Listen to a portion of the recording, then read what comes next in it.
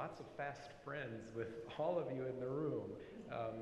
This being my first summit, my name is Seth Klein, and I'm the Senior Director of the Development Team at the PFF.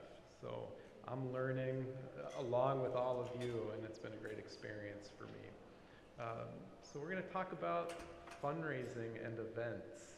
And my colleague Amy is going to, I don't think anyone here knows her probably, right? No. And I think we have lots of experts in the room already.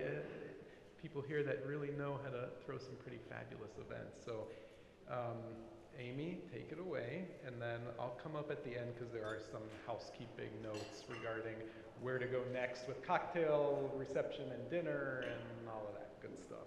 So Amy. Thanks guys, how are we? Doing good? Awesome. Well, I'm actually really excited that this is a smaller room, and I'm gonna, because we're recording, I'm gonna try and stay on mic as much as I can, but if I step away, it is what it is. I want really this to be a dialogue and a discussion. We're gonna talk an overview of events, but for those of you who have planned events, you know they are kind of come as you go. You handle the issues as they arise, and all of them have different needs. So I'll try and speak to all of that. We were gonna format this as 3 group discussions, but I feel like with this being a smaller group, we'll try and make this a little bit more interactive than is originally in the deck. So I'm gonna vary this up a little bit, so just bear with me, okay? Cool. So, welcome and staff introductions. My name is Amy Kozyra. I am the Director of Special Events. I am really pleased to introduce a few of my colleagues to you. So Seth Klein already got up here. He's our Director of Development Operations. Amanda Miller is at the front table. She's our Director of Major Gifts. And then the newest member of my team, Emily Williams, is our event coordinator, and she was really integral to the success of the PFF Walk, which you've already started to hear about, and we'll kind of talk a little bit about throughout this presentation. So an outline of today's deck, which we'll go through kind of together as a group since we're a little bit smaller. What is fundraising and why is it important? We'll kind of breeze through that pretty quickly because you've gotten a download of that information in other sessions. Event ideas, how to get started in the planning process, kind of an outline of what to expect based on the event of your choice, and we will go through, so everyone should have a deck in front of them that starts with a fundraising campaign planner. Does everyone have that? Great. So we'll kind of highlight the materials in here and we'll go through them one by one as a way to get started, and this is going to be a brainstorming outline for you to walk out of the room with, so you have some immediate next steps. And then we were planning to do a small group brainstorm by event, and we were going to split it into 3 groups. So run, walk, special events, grassroots events. With this being a little bit of a smaller group, I kind of think we should make this a full-blown brainstorm because I think there's a lot of market in run, walk, special events. So if there's questions that come up throughout this, or if that's not working for you, feel free to jump in and interact with me. I don't want to be talking at you. I want this to be an information share. I think the biggest thing about meetings like this is being able to network with people. So when you're planning your own event, you come across an issue, you have someone to call and say, hey, just looking to bounce some ideas off of. So that's kind of how we'll structure this a little bit. We'll talk about key takeaways and next steps, and then we will be on our way to our networking reception. So fundraising, I think we're all pretty familiar with. Fundraising is the process of gathering voluntary contributions of money or other resources by requesting donations from individuals, businesses, charitable foundations, or governmental agencies. I would be remiss if I didn't mention this. This is what we're going to be talking about for the next 90 minutes. And it can look a lot of different ways. So there's many different methods of fundraising, and it's asking your network to make a gift toward your campaign, whatever that campaign looks like. It's making introductions for us, either to corporate sponsors, to companies that can get involved, to people in your network that have the capacity to give. It's giving monthly through your workplace, or just giving an annual gift on a regular basis. And I know we just sent out our appeal and have featured a few of our ambassadors in years past, and we appreciate all of your support. I'm looking right at you, Charlotte. Thank you. She was the face of our spring appeal very recently, and hopefully you all saw that in the mail. And then making an introduction, like I said, to people who have the capacity to be a major giver. starting an online fundraising campaign, which is what we'll talk about within our fall appeal that is launching next week, and our Dancing for Your Cure challenge, which I will get into in just a little bit. And then we are going to talk about hosting a fundraising event. So I'm really excited to launch that conversation because it can look a lot of different ways for a lot of different people. And just by a show of hands, who has been involved in fundraising for the PFF in the past? Yeah, it's a pretty big group. Some newcomers and some people who have done this for years and years and years and years. So really excited to launch that conversation and be able to talk about it together. So why fundraising is important? So you've probably seen this little PFF lollipop of all of the programs and services that we provide to our constituents and to our network. So our Daughters program is one of the newer initiatives for the Pulmonary Fibrosis Foundation and is really centered around fundraising, advocacy, and engagement within the community. And then there's our summit, which we're at, and hopefully you're having a wonderful experience being able to meet everyone. We have ambassadors that are an extension of the PFF staff and go out to support group meetings, to events, and to really help us facilitate conversations with the community above and beyond what I can speak to. So there are people that share their story on a regular basis and really inspire the community. And then we have all sorts of educational components in the space. So our webinar series, our Patient Communication Center, and I'll highlight 4 of these, but of the things up here, who has either used them or been involved in one of these programs or services that we provide? Okay, let's just take a look around. That's the whole room, which is really exciting, and that's why this is so important, to be able to fund these programs, to continue them and to expand them, to make sure that we're reaching the community that we're trying to reach, and that everyone with pulmonary fibrosis and their families are really supported throughout the entire process. I'll highlight a few of these that I like to talk about within meetings, to new event leaders, to donors, to anyone who is not familiar with the foundation. So I know you're familiar with all of these, but if you look at the red stars, these are just some things that really speak volumes to me. So we have over 40 care centers nationwide, and 78% of our patients are within a 2-hour drive. Now we're looking to move that percentage up to 90 so that we're serving more of the country, but I think that's huge for an organization that is still in its infancy. We started our patient registry last March, and as of Thursday, Friday of last week, when I pulled these numbers, we were over 1,400 patients enrolled, and we are well on our way to our goal of 2,000 by June of 2018. Our Patient Communication Center takes more than 3,300 inquiries on an annual basis. That's both global and national, so we really do try and be that first resource, especially in recent diagnosis. And then our PFF support groups, we have 121 of them nationwide, which is a phenomenal resource for a holistic approach to care. And that's why fundraising is so important. It's all of these events, all of these programs, all of these services that we provide based on your involvement with the organization. So thank you for all you do. Yeah. Sure.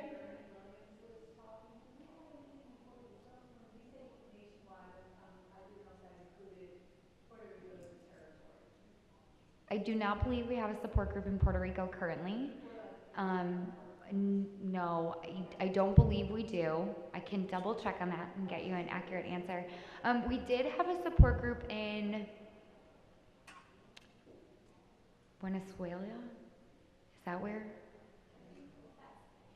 Yeah, so we do get inquiries from people around the globe that want an additional resource. There is a European organization, but I don't think they have the same patient care and programs that we offer. But we do get inquiries from around the world. Like, I'll give you an example. For our PFF walk, I had a team from Australia, I had a family in Ireland, I had a family in France, and I had a family in Belgium.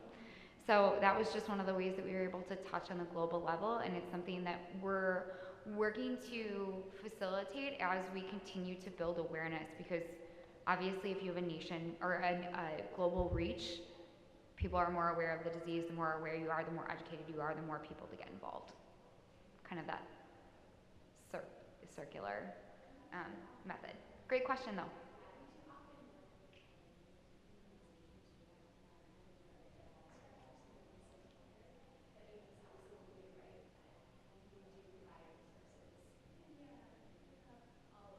Oh, absolutely. I get a lot of people that do events in the UK, um, and a lot of inquiries from the UK. Um, but yeah, it's nice to see that kind of reach within an organization that has one national office based in Chicago. But we get tons of phone calls, tons of emails. I can connect you to our PCC. She can buy for me. That's what happens. But we are working to expand upon that. Great question, though. So we talked about this already, people who have been involved in fundraising. Let me just see those hands one more time within the Pulmonary Fibrosis Foundation. Great. So do you want to guess? So I took a little guess. I looked at our summit attendee list, and I pulled some numbers based on who I thought was going to be in the room. And I'm pretty accurate on who I thought was going to be in the room. Do you want to guess what this room has raised? Because I have that number on the next slide. Cindy Chandler is looking at me like, yes. Because you're in it. Anyone? More. More. Julie, how much have you raised? Come on. You're close.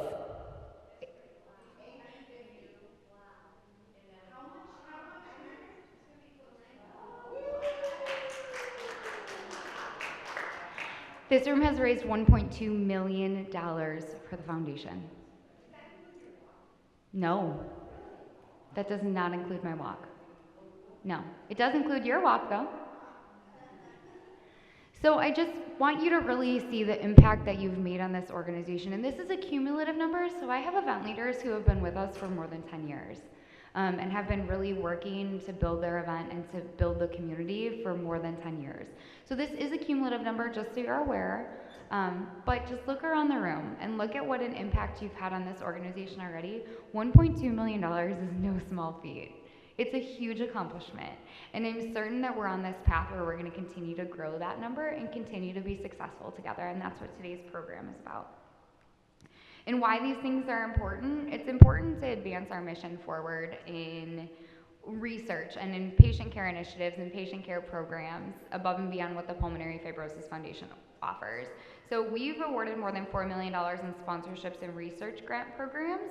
And then because of that, we've been able to secure additional NIH funding. We have 2 FDA-approved drugs, and we have another 97 drug candidates, meaning we have a lot of interest in this space above and beyond the people that are already big players in the industry. So it's really exciting to be able to see this move forward. I made a very similar presentation last year. There was a little bit of a disconnect. I'd asked for just drugs in clinical trials outside of drug candidates, so people that are in our research phase as well. The number last year was 13. So like I said, there's a little bit of a swing there because I asked for a broader circle this year so you could get a better picture of this space, but it just shows you how we're continuing to move forward to really truly find a cure for that. And again, you've been so successful with that already. So you just really take a moment, take your hand, pat yourself on the back, say congratulations, little round of applause.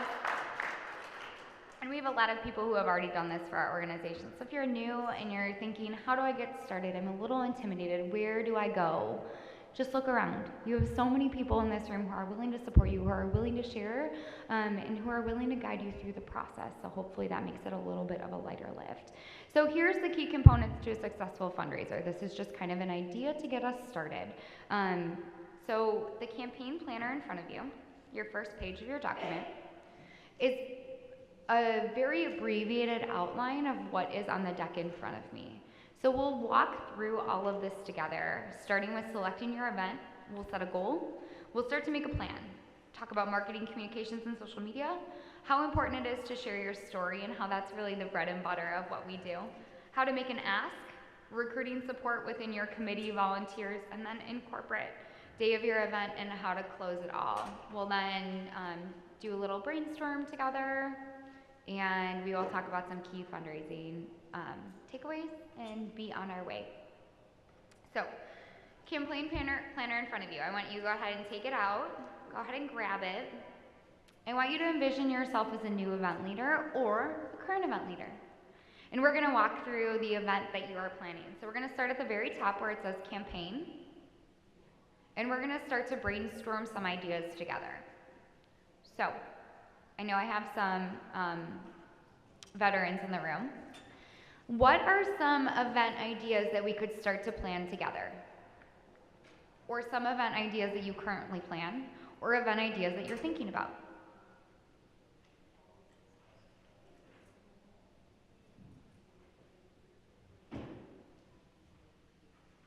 Okay. Oh, I'm asking. Heather. We're gonna do a walk in Dallas. Great. I can't wait. So Heather would write on the top, she's gonna do a walk in Dallas. Anyone else? Yeah, Beth?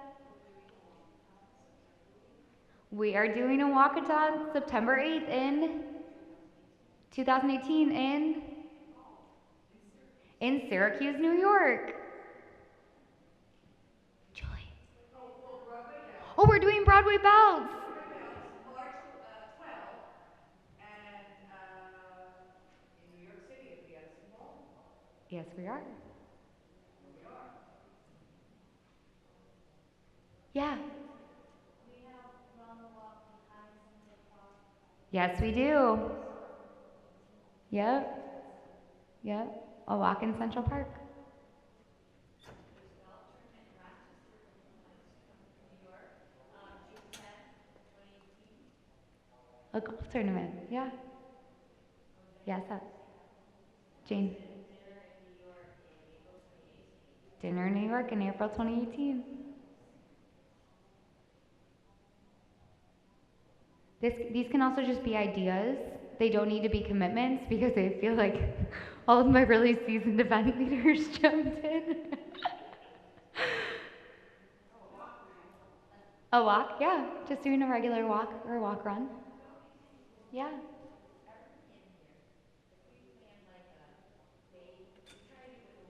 Mhm.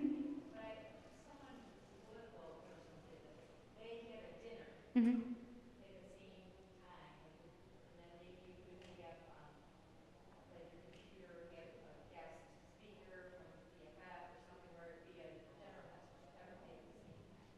Yeah. Yeah, like a dinner event. Yeah.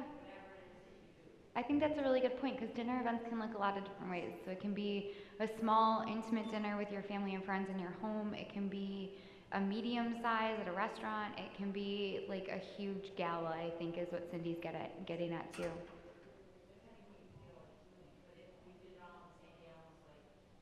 Yeah. Yeah, like a national event day. That could be cool. So just to spark some additional ideas, we can also add on to this. I have this as a handout for people to take away if you're looking for a place to get started. Run walks, super, super popular. Tasting events, which is kind of what Cindy brought up, kind of like the dinners, even a small gala, block parties, bake sales, online veteran campaigns, open bike nights, bowling, golf tournaments, art sales, garage sales, jeans days at your company. I've seen progressive dinners be really successful, which are always fun. Penny wars in high schools or even in hospitals are super successful. So basically what I'm trying to get at here is this can look a lot of different ways. You can go clean your house and get all of your old clothes out and have a garage sale and donate the proceeds to PFF. Or you can host what has become one of our largest events, Broadway Belts for PFF, and invite all your celebrity friends and throw a great party. Right, Julie? So it can look, it helps to have a team, it does. And we will talk about that a little bit later in the plan. So we're gonna start to fill this out together. So if you wanna just take a moment, think about what event might be up your alley or what campaign might be up your alley. Additionally, just as a little bit of a plug here, we are launching our fall appeal. It is about to hit people's email addresses, and in your bag, your nice little PFF bag that you got a postcard about the fall appeal and there it is. There it is. and how to get involved with us. There's a dance challenge component that goes with it. And if you're looking for something to get involved with really, really quickly, we can set you up with a personal fundraising page where you can add an ask to your friends and family along with your dance challenge. We'll talk a little bit more about that, and if you have questions, I'd be happy to answer them. But an event can look as simple as that. I'm going to ask my friends and family for support, and I'm going to get involved in this dance challenge because this is something that's coming up, especially with Giving Tuesday, year-end giving. It's a great opportunity to get involved right now. Okay, so on the campaign planner, we have this nice little goal. And one of the biggest things in planning an event is setting a goal, so you know what you're working towards. It can look a lot of different ways for some people. I have really successful fundraisers who raise $500, and I have really successful fundraisers who raise $150,000, and everything in between. No goal is too small, no goal is too big. We just want to make sure that when we set a goal, we're going to be successful. So how do we set a goal? How do we work through that? If you go past your campaign planner, your second tool in your packet is a little handout that says, who do you know? I think this is a really great resource for you to start to take a look at to identify people within your network who might be able to support you in a couple different capacities, in gifts, in attending, in social media, in planning, and even just in buying tickets. So it takes you beyond your network. So obviously, first and foremost, when you start to plan an event, you're going to go to your friends and family. You want to get involved in this? What do you think? Can you help me? And then you think, who else do I go to? Okay, so maybe my colleagues, anyone in a book club, anyone part of a church group, anyone, well, we all have neighbors. Have we gone to our neighbors to see? Are your children or are you still involved in some sort of scouting activity? Are your children or are you somehow still involved in the school system in your community? What about your coworkers' friends? What about your friends of friends? What about your hairdresser? I know I have lots of conversations with mine. Yours comes to the event, Julie, don't they? Yeah, Julie's hairdresser comes to the event. So just things to kind of broaden your circle, things you might not think about. It's a really nice resource. I won't make you fill it out today, but something to take with you to start to identify those places where you'll be able to find support. And then additionally, so how are we going to raise that money? We're going to come up with a budget. So the next page in your packet is your budget spreadsheet. This looks a lot different for many different events. If you're doing an online fundraising campaign, this is not applicable to you. It is just, you'll use this who do you know tool way more than you will a budget because we're not talking about revenue lines. But in something like a golf tournament, we're going to talk about sponsorships and what those sponsorships look like. If it's going to be a whole tournament sponsor or if it's going to be just a whole sponsor. We're going to sell tickets to the event. We're going to sell registration, so you have a per person head on this. We're going to do a raffle. So how much do I think my raffle is going to make? Should we do a live auction? Should we do a silent auction? Should we sell merchandise? And then people are just going to give because they can't make it or because they want to support your cause or they want to support your event. So what are those day of donations going to look like? And then what are your expenses going to be? Do you need food and beverage? Do you need permits and insurance?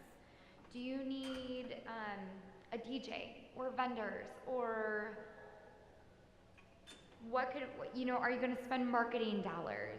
What could be on your list that you potentially need? So this just kind of gives you an idea and an outline to be able to craft your event that way. And then here's my quick tip. Don't forget to increase your goal when you reach it. Right? Right? I had a few people this year that reached their goals and then increased it right after it.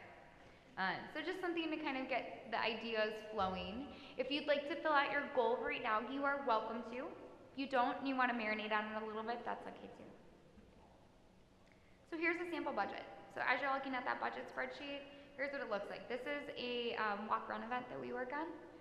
It's actually coming up next weekend. Anyone from DC? No. Okay. Well, if you meet anyone from DC, I have an event walk-run next weekend in DC, so please invite them to join. But this is just kind of an outline of what you can expect, especially in that walk-run capacity. That idea has been thrown out a number of times, so I thought this was a good sample of expectations and be able to set it. So, sponsorships raise $2,500 to date, and we're projecting them to come in at $5,000 because we know we've asked X, Y, and Z, and we know this person is coming in, but this person is a maybe. So you kind of think through that. Who can you really rely on? Who can you really count on? Our registrations, this is an existing event, so we have an idea of how to predict it for next year. That's also how that who do you know sphere, this one, will be really helpful in setting an attendee goal. So if you're talking about a registration fee, it's a multiplier. So if you have 100 people and you're offering a $25 registration fee, you will raise X by selling out. Donations, what do you think donations might look like? And then she does a raffle as well. And then the expenses that you're looking at in hosting some sort of run walk. Ideally, what? Who puts this on? Nita Zavladia. She does the Molly K 5K, walk and run. Who was the volunteer meeting last year? She was on the panel last year. Yeah, so she's been doing this event for about 5 years, has done a really, really incredible job. She has about 350 participants that come out, which is great, and she raises about $20,000 annually. So again, this is an event that has been going on for a number of years, and it just kind of gives you an idea of what you can expect in the planning process. Not everyone's budget looks like this. Some people's are higher, some people's are lower. Sometimes people opt not to do t-shirts within a registration fee. They decide instead they're gonna sell them and make that a revenue line. So we can kind of talk through what that looks like in a little bit. Is that helpful? Any other questions here? Great question. Cool. Okay, planning for your campaign. I'm gonna really breeze through this because this looks very different for the event of your choice. First, you need to identify your needs. What do I need? Do I need food? Do I need permits? Do I need insurance? Do I need a venue? Do I need a DJ? Do I need decorations? What are my needs for this event gonna be? What's my timeline? So when you're talking about planning an event, you wanna give yourself about 9 months if you're gonna open this event up to the community. If it's more family and friends driven, you can do it quicker. I have seen people do very successful events in a very, very short amount of time. I mean, I'm talking weeks. Debbie, how long did it take you? We probably started 3 months before. Okay. It was in Denver, I think. And Debbie, Yeah, what did you raise? 17.5 thousand. So it can be done. And I rolled a slide. It was. In Idaho. In Meridian, Idaho. So you can do it in 3 months, you can do it in 6 months, you can do it in 9. But if you're gonna make sure that you are all set and have the best timeline available, the goal is 9 months. And we didn't realize that, and because a lot of what we came up with was, well, we don't have any dollars allocated for that in this budget, so we're getting our letters out this year for next year, not before the end of the year, so they can maybe put it in their budget. Yeah, absolutely. That's a great point. So timeline, 9 months, but can be done quicker. Especially if you've been doing this from year to year, you have a little bit of an idea of the footprint of the event, so you know what to expect in the course of planning. Clear call to action. Make it simple for your donors. Make it really simple for your attendees, and make sure your message is clear and concise, because that's how you'll get the best traction. Again, make it easy. Same thing. Follow-up and stewardship plan we'll talk about a little bit. People like to be thanked. That's basically the synthesis of it. So make sure you're closing out the event well. Marketing and communications and social media. Again, this is going to look a lot different for everyone. So share your campaign with us. Let us help you. Are you going to utilize email to recruit people? Are you going to use postal mail? Are you going to get on the phone and call everyone and say, come to my event, I'm really excited to have you? Are you going to go visit businesses and say, I'm doing this event, I'd love your support? Are you going to do something that's event specific? So save the date postcards, formal invitations. What is your process going to be? So if you look at your campaign planner, we talked about planning for your campaign. So that was the last slide on expectations that you'll need, things that you'll need to plan for. And then we have a marketing and communications plan to kind of start to drive the conversation of how you're going to get this out. Are you going to reach out to media? Are you going to develop a press release? Social media is a phenomenal tool to be able to reach outside of your own network. So the more your friends share your information, the more people you're able to reach.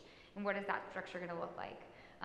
Shout out donors with posts on their page. So at another organization I was with, I had a really, really successful fundraiser who ran the Chicago Marathon.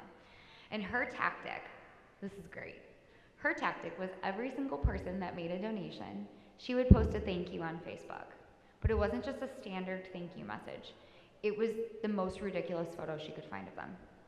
So imagine, you are 5 years old in overalls and a mullet because your mom thought that was okay.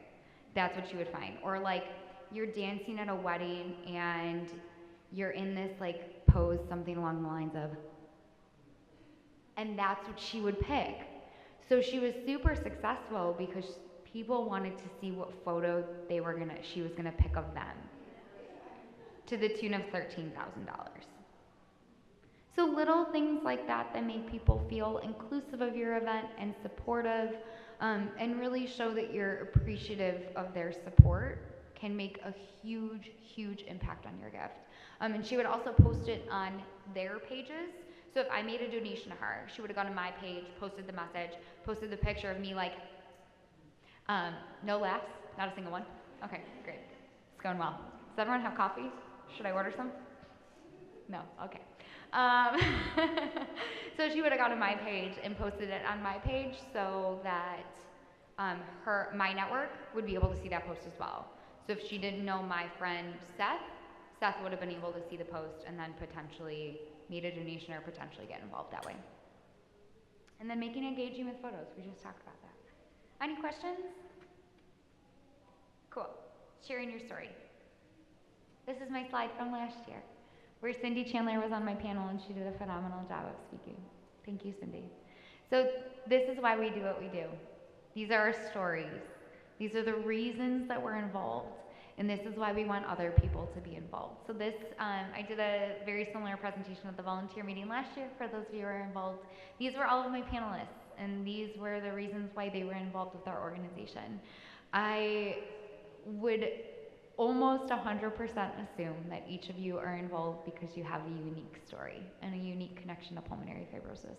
And I know that it can be hard to share it sometimes, and that this can be a process that makes you feel vulnerable. But as much as you're comfortable sharing, I think it's important, because the more we can associate our story of pulmonary fibrosis with someone specific, the more successful we're gonna be.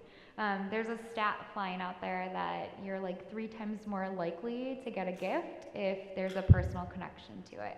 So people might not be as apt to support pulmonary fibrosis as this really broad topic, but they might be really likely to support pulmonary fibrosis because someone close to you has it, and you're able to put a face with a name. Especially as we work to build awareness and work to get out there in the community and make sure that this disease is more known, it's really important to continue to tell your story. And I think it's probably the best part of planning an event and the best part of having a fundraising campaign is you get that unique opportunity.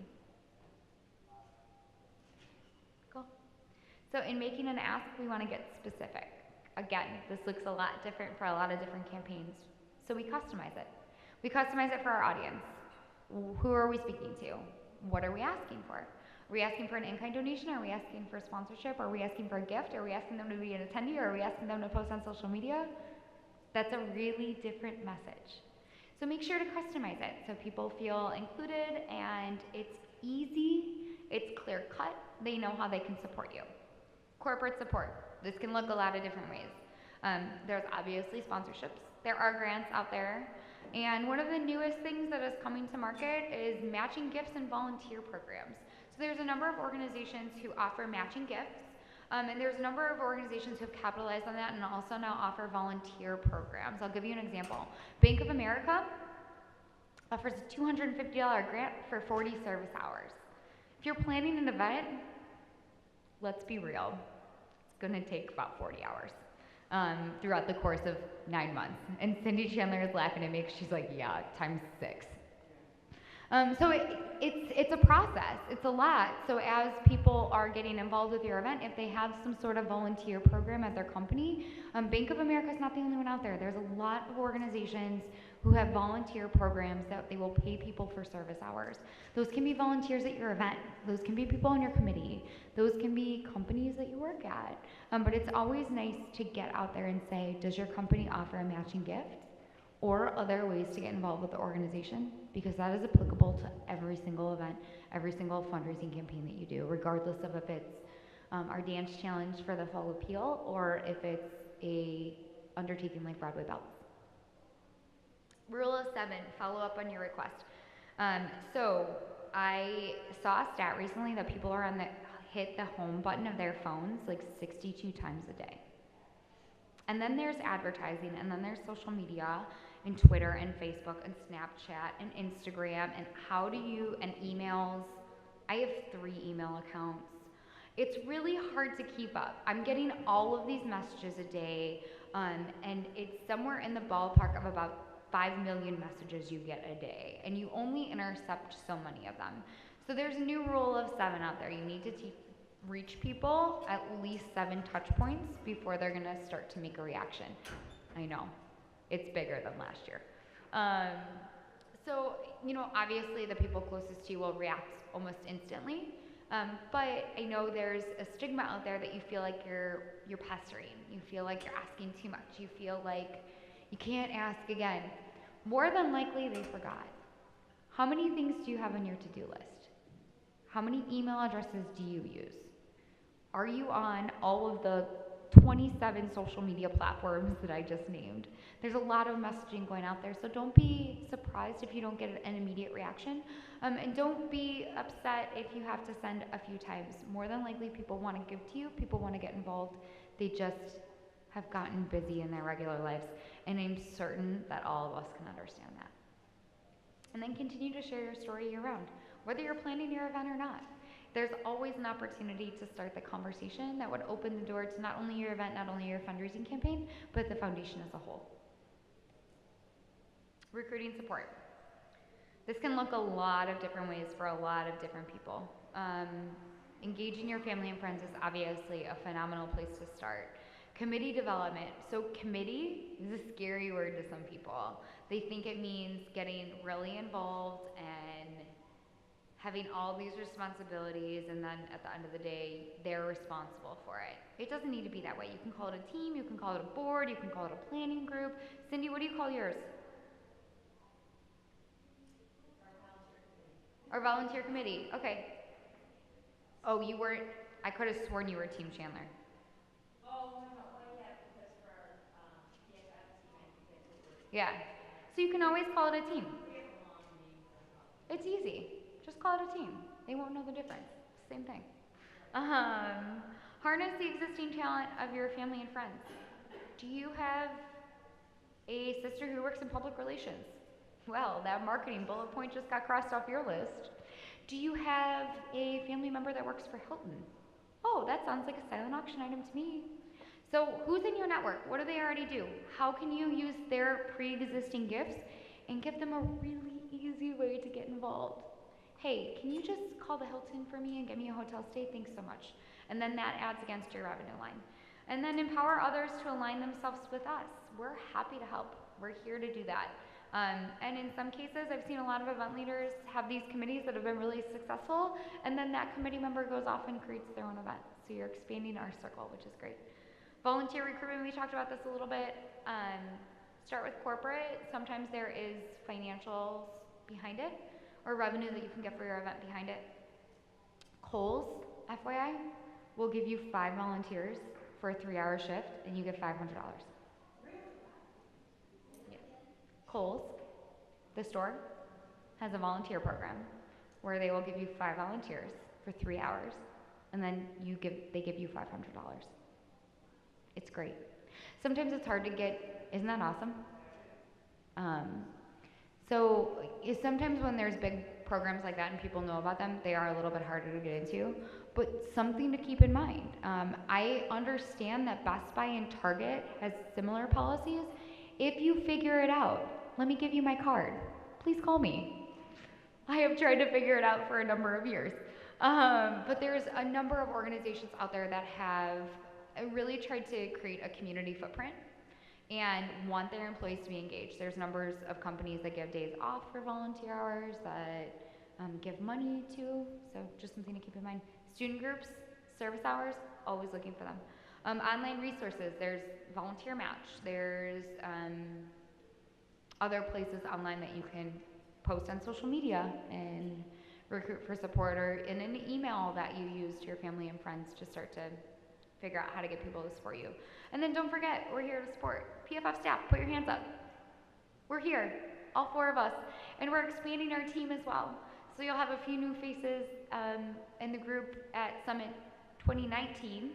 They all get to meet because you'll be interfacing with them over the next couple months and throughout the next couple years. And so we are just really building that, so we make sure that it's a lighter lift for you. We appreciate all that you do for us and all the hard work and effort that you put in. So if we can make that easier on you, I'll give you my card. Call me.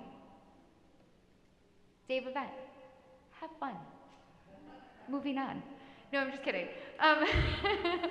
You put all of this time and energy and effort into this, and this is the one thing people forget. Have fun. Say thank you. Enjoy.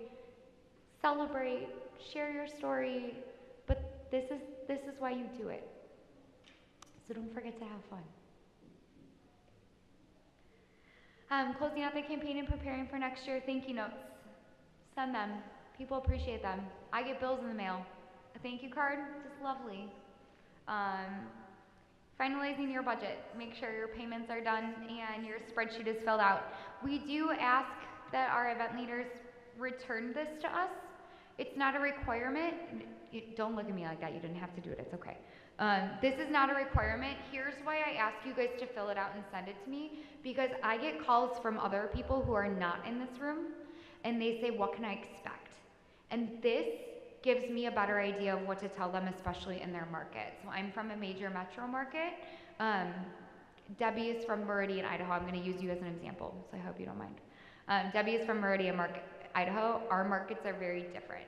So my expenses are higher than her expenses because my cost of living is higher.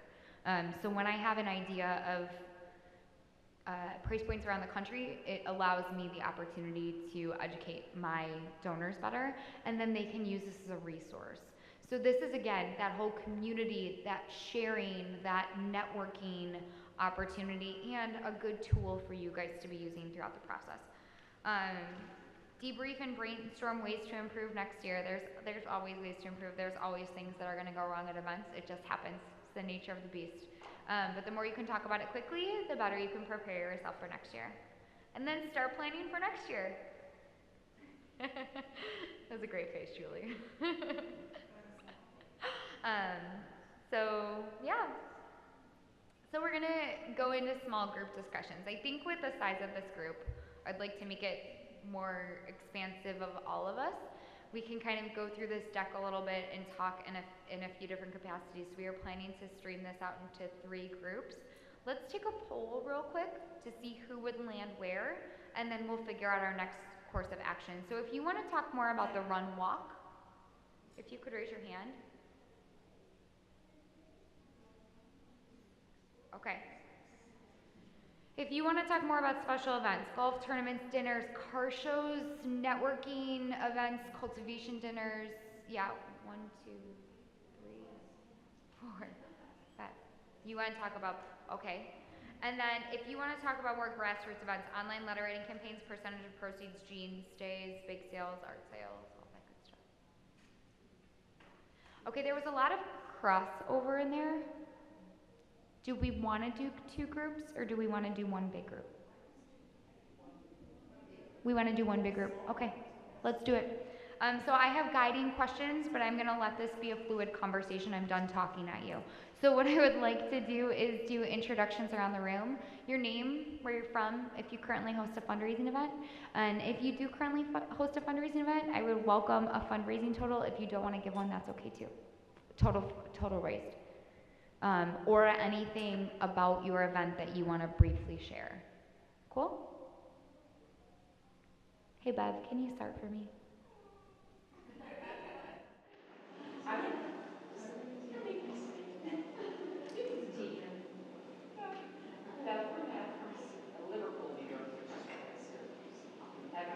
10th this year, and it was fun. We haven't run cars, so I'm very sympathetic to the people that are involved.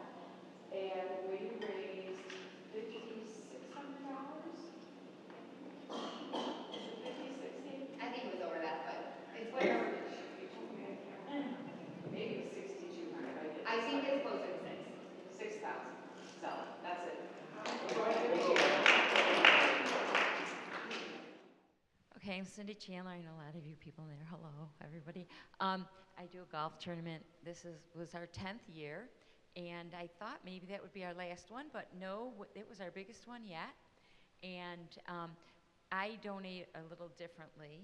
I do half of the proceeds to the PFF, and then half go directly to the University of Rochester because they're a patient care network center, whatever, however that, PCCN or whatever, care center network. So because Dr. Stein brings her whole team, they come to the event, they're volunteers, she comes to the planning meetings, so I do it that way. I do not, this is just a couple of little things that I don't know if this is appropriate time, but when I do that, one thing they wanted me to do was do a, what do you call it, when it keep perpetuity, put it in perpetuity. So I guess it's like $25,000. Once you get to that point, it continues. But I didn't do that, and I don't know if you want to consider thinking like that, but because if Dr. Stein ever leaves the U of R, or they stop doing research in pulmonary fibrosis, I will no longer give my money there. So then I could direct it where, and I don't know if I'm thinking about that the right way, but that's how it seemed to me. I didn't want my money to just keep going to, it might have gone to lung research, but it wasn't pulmonary fibrosis, so I do it that way. And then I give it here earmarked for research. So even though, like I've raised probably, I say 200,000, but it, well, that's what I give you, and then I give the other half.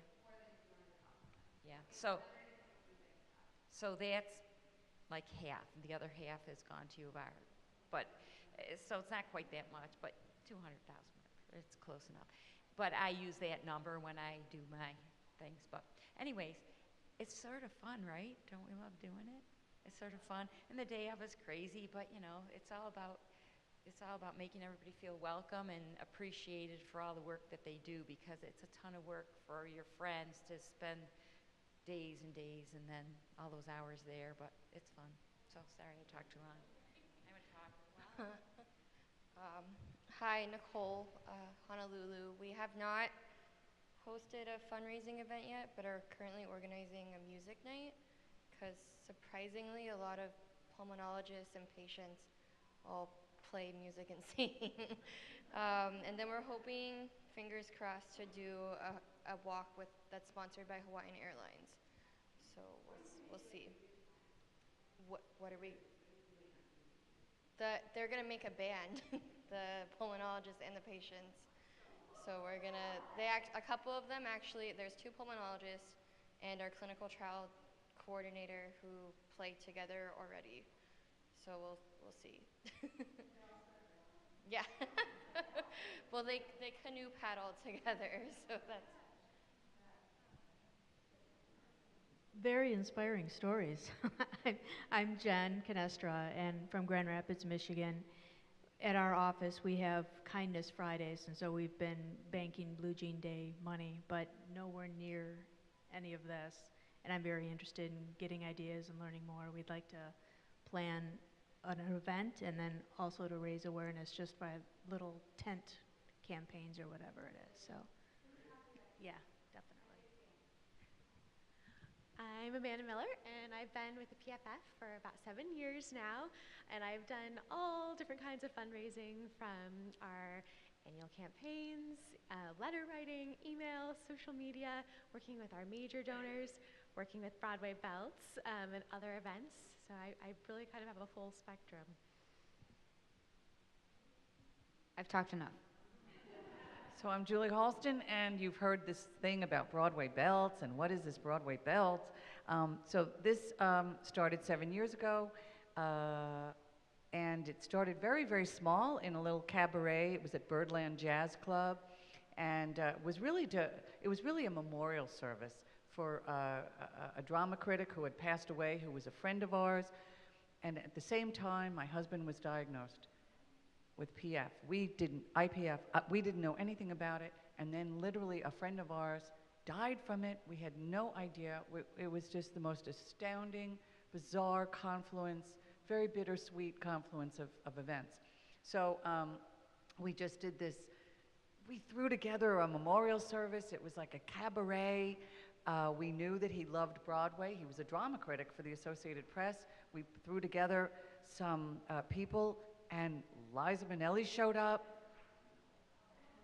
Crazy. And we raised, you know, some money, and it was lovely. That was what we thought was going to be the end of it. We just thought that was a great way to honor our friend. And of course, people were so excited, and they, you know, they saw these great Broadway people and all that. So they said, well, why don't we do it next year?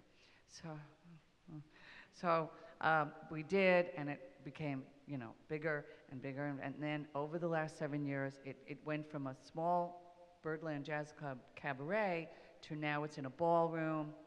Our ultimate goal, ultimately, would be to be in like a Broadway house with like 1,200 seats. And, you know, I mean, I know I'm being a little diva-ish, but I mean, ultimately, I would like to be able to present a check of $1 million to the Pulmonary Fibrosis Foundation because, well, you know, I mean, but you have to think big, you know. So anyway, we are very excited. March 12th is our next one. And I think one of the things that I think is so great is, one, the foundation support has been unbelievable. I mean, insane. And I also have an amazing team. I think this year will be bigger than ever. But the most important thing is the mission and the show.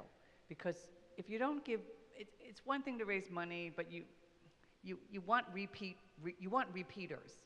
And you don't want to actually rely just on your friends and family because, you know, they're going to be there for you, but you really want to expand.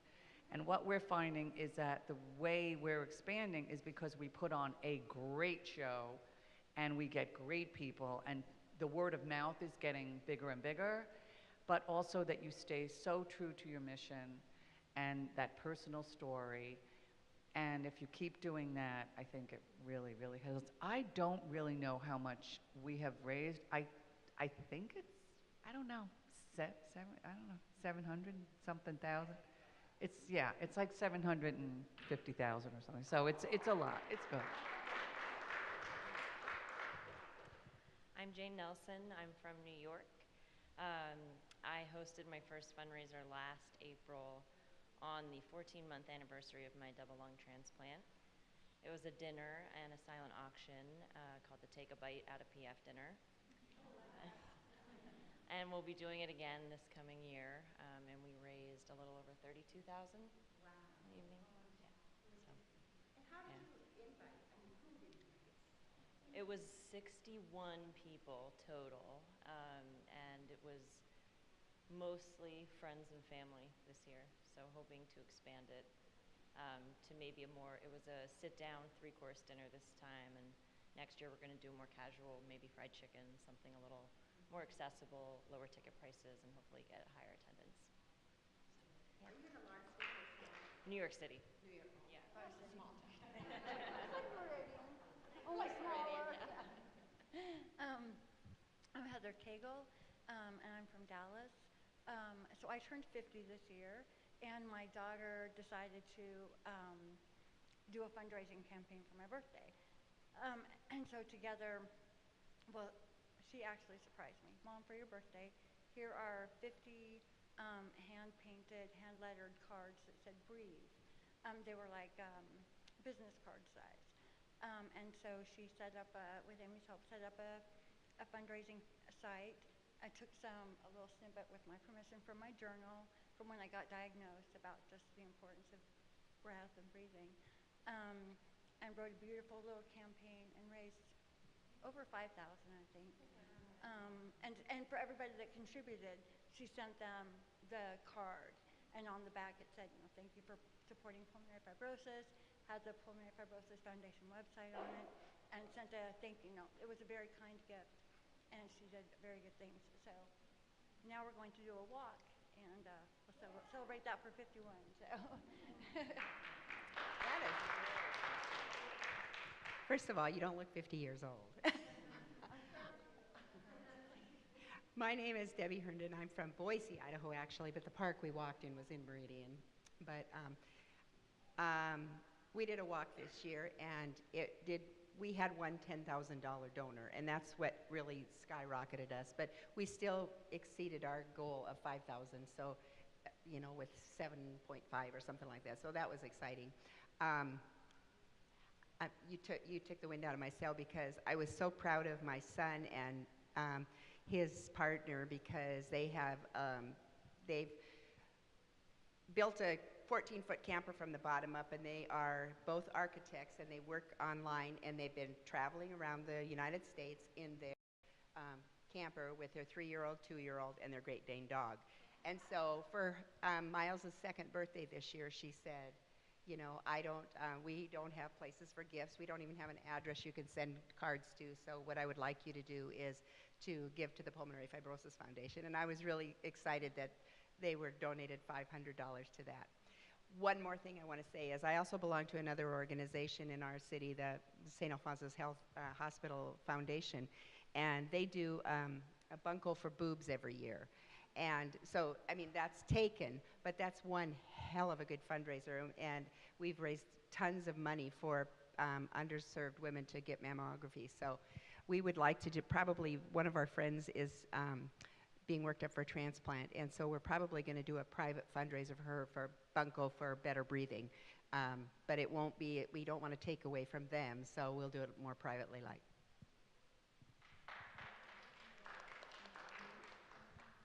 I'm Charlotte Saunders from West Virginia, and this year, instead of going to the walk in Chicago, I was wanting to come to the walk. But 3 years ago, after my mother was killed in the car wreck where my ankles were crushed, we had a small settlement left, and I said, okay, my brother and my nephew had always wanted to go to Alaska. I said, Lan, we're going to Alaska, because my nephew died at 39. So we didn't get to plan it the first year, and then the second year, my great niece was born, because my sister said, I'm going with you. So we decided that we were going to donate to the Pulmonary Fibrosis Foundation for every state we went through, and we went through 20 states. We were going to donate X number of dollars back to the foundation. So we donated, instead of walking, which is hard for me to do, we drove, and we donated $500 for the foundation. This year, I'm hoping in our area, bingo is really popular. And so I'm hoping to do a bingo fundraiser.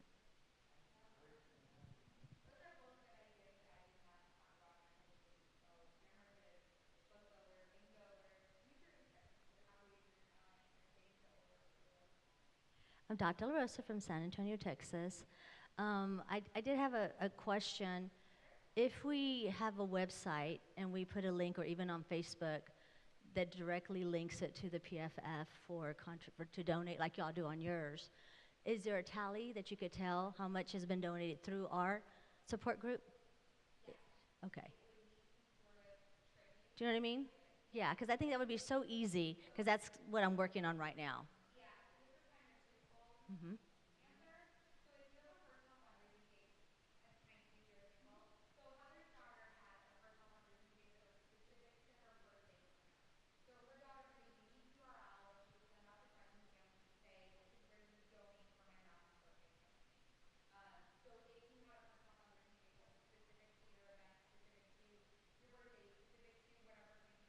Right. Right.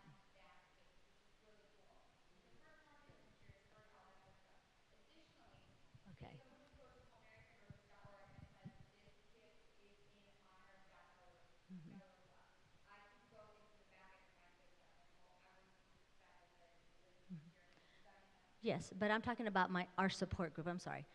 Through our support group, because I have found we never had a memorial service for all the people since we've started our support group, but since last year, one of our members, his wife, wanted to just be memorialized somewhere, so he created this huge plaque in her honor, and we tallied about 25 people that we had lost since we started.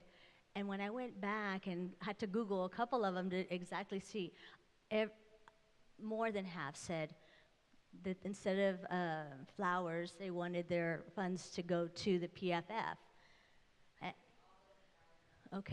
And I thought, wow, we did make a difference without, because we were like, oh, we don't want anything, but they just knew already. This recently, one of our loved ones passed in our support group, and her daughter put on there, instead of flowers, send them to the San Antonio Pulmonary Fibrosis support group. So anyway, it's still beautiful though, because we could still contribute that. Fundraising has been limited. Last year I thought, okay, well, let me do something besides that, but we were in the Breathe 2 years ago, so I know we raised, I don't know how much, but something went out with all the contributions. Please contribute the story of Dr. Nambiar, myself, Were you here? How long have you been here? Okay. Oh, yeah. Okay, I'm sorry. So anyway, long story short, so then I thought, what can I do? And I thought, well, you know what? What about all the merchandise that y'all sell? So we bought $200 of merchandise, and it was just easier at our support group to have the merchandise instead of them going to the links and them seeing it, so it worked out pretty good. So we have held off, so now we can have the new merchandise, and that has been something. So it sold relatively fast. Not to mention one of our little members made a blue and green beanie caps. Did you bring yours? Yeah, and she made I said, okay, there's only 17, and they all sold out for $20. So that's an additional, almost 300. Little stuff, but I do want to do a run walk. I've been preparing myself because I know it's just going to be astronomical, and I'm already stressed out about it because I already know. They're like, oh, Dot, a lot of people. I said, I know I do. That's what I'm afraid of. But I'm not going to be afraid. It's going to be all right. So anyway, please encourage me that it's going to be all right. It's going to be blown out. I know. Oh, can you imagine? Anyway, thank you.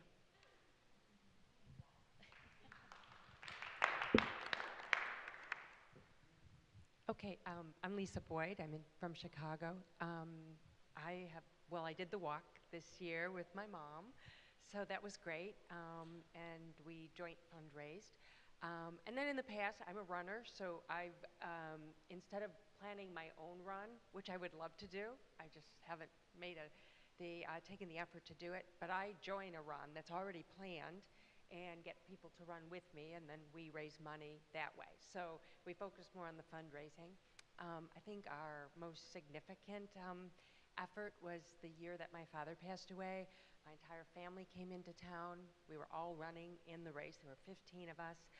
But we made a weekend out of it, and on the Friday we went to the Cubs game, and they put up on the board my dad's name, and they mentioned pulmonary fibrosis, and that was really special to us because my father was born a Cub fan, so that was really great. And then the next day we had a party, and then on Sunday we did the race.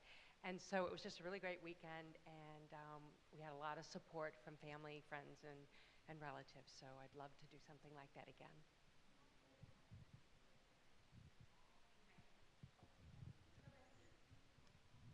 I'm Kathy Reller. I'm from Columbia, Missouri. New to all this, so I'm trying to learn things.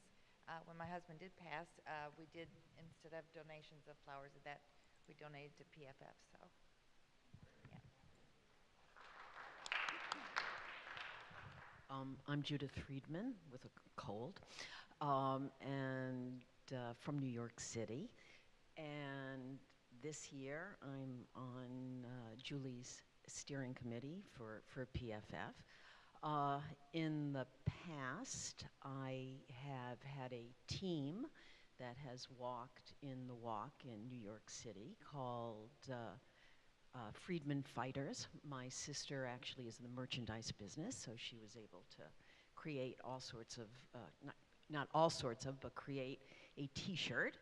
And I think we raised about $10,000 one year, and we might have raised $10,000 another year. Also, when John died, I too had people donate money to PFF, and actually I think some people donate every year in honor of him. But as I move forward, originally I'm in the throes of moving in New York City, and I had spoken to Amy that once my apartment was all set, that I would probably try to host a dinner, and I wanted to talk to Jane about it.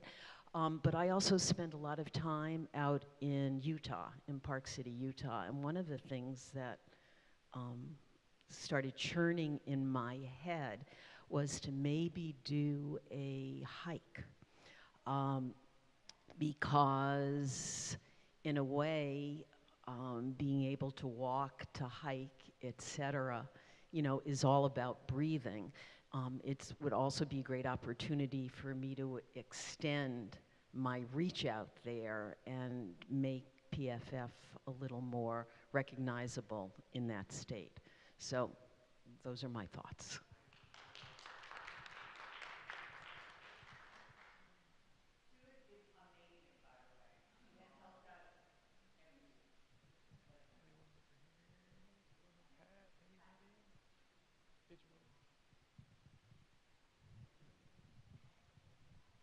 Hi, my name is Prasha. I'm from New York too.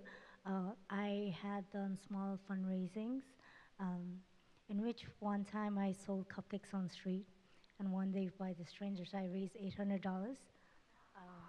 Another one was it was my 27th birthday, so I did raise funds for another pulmonary fibrosis patient, which directly benefited her. On that, I asked the sponsorship from the people from the restaurant, like where I venued my birthday event, if they could give vouchers for dinner for two or like dinner for four. So that was in the raffle as a prize, and people, they bought the ticket and as well as gave extra money as a fundraiser. And that was my first one, which I raised like $777. Another one was like doing an open mic. So we call out our friends and family who are in music and who like to sing. And even though if, you know, just to play guitar or anything. So we called upon a restaurant and asked for sponsorship, like whatever money was, you know, spent by the customer who came on that special event, they gave like 25% of whatever money was spent over there. And on extra, we had a bucket, like we asked money with the people. And altogether, I think we raised like 5,000 in like 4 or 5 hours. I think that's about it. And that was like, I think the most effective one because it was like zero expense and you still raise money. So.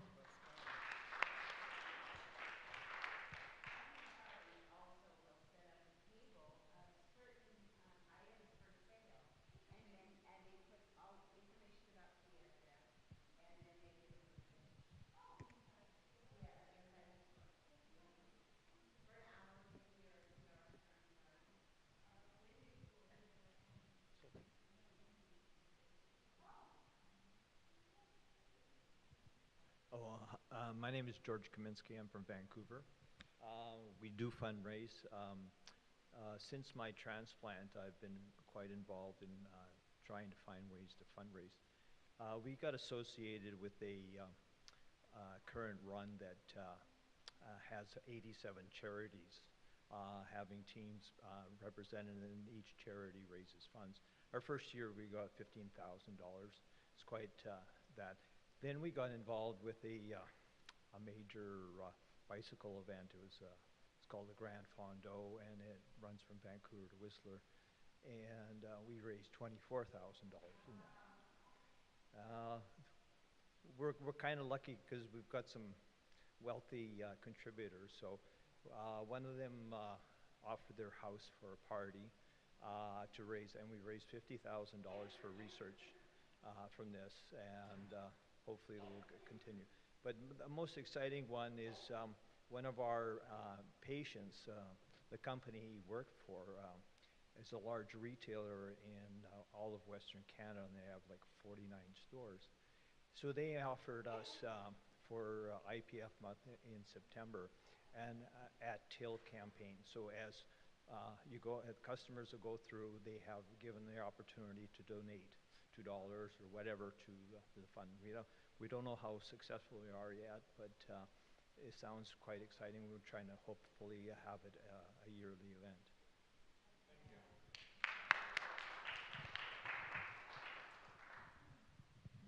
My name is Kim, and I'm from Little Rock, Arkansas. So I am just thinking about hosting a walk of some event, maybe something involving cycling as well. Just here to get some ideas today.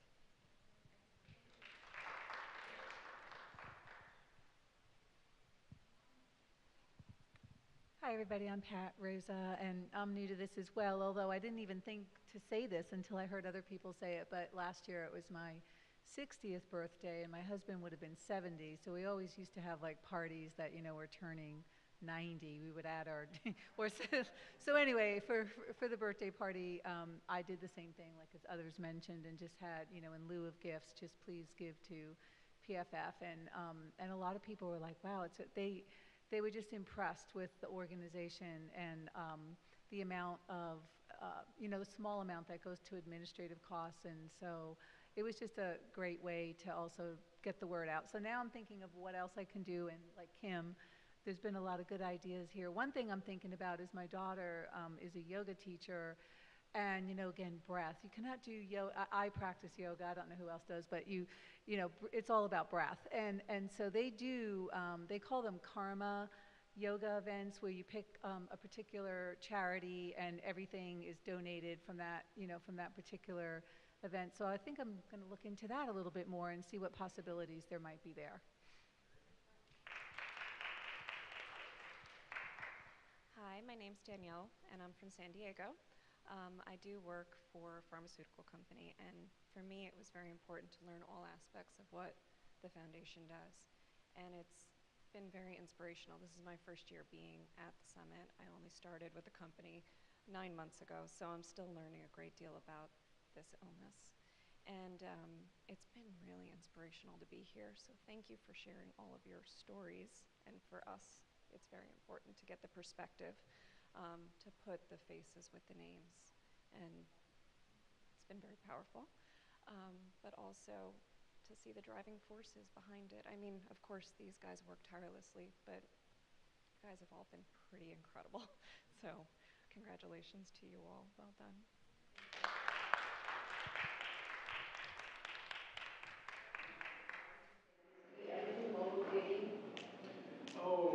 Interesting you ask. Pay attention to light. That would be. It was not. Bring your phone with you. Preview. Good question. Sorry. One of the first, was it last year or the year before, I think, actually. It was the first time we also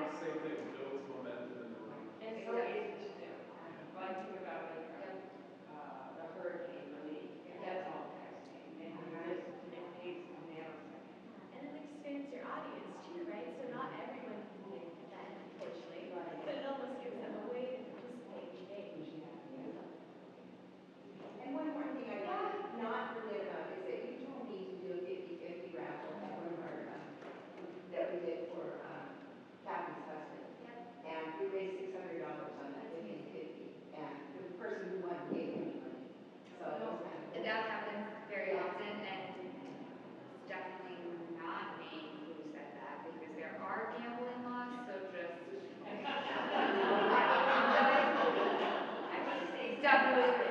And I plan with 50-50 grant, we will not let them get it back. I saw so many more tickets because they figured, well, they're gonna get that money. So, I know it sounds kind of mean maybe, but the point is, if you don't allow them to give that money back, you'll find you're. Sell more. Mhm. If they don't feel about, kind of, that obligation. Right, and we make it really clear, so now we all know, because the first couple of years we're like, absolutely not, no, you cannot, no, no, no, and so now we all know. But, so they look forward to it. And it gets pretty high. I've also seen people be successful in a similar concept, but by breaking up the gift. So you have $1,000 raised, so your prize becomes 500, but instead of 500, it's 5 prizes of 100. So just to think, if 50-50s are allowed in your state. It was definitely a handful.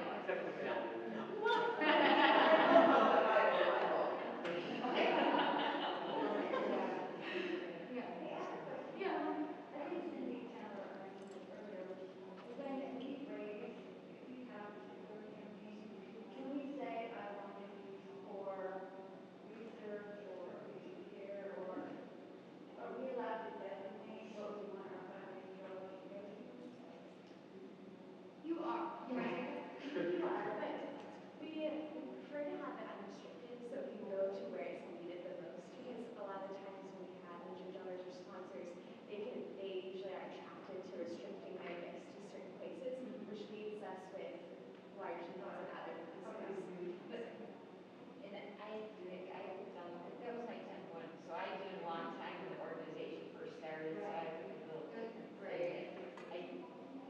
No, and we'll certainly honor that. Absolutely. So there are some donors or some events that very strongly feel about one specific thing, and we of course will honor that. But to Amanda's point, and if it's unrestricted, it will be used for whatever the greatest need is at that time.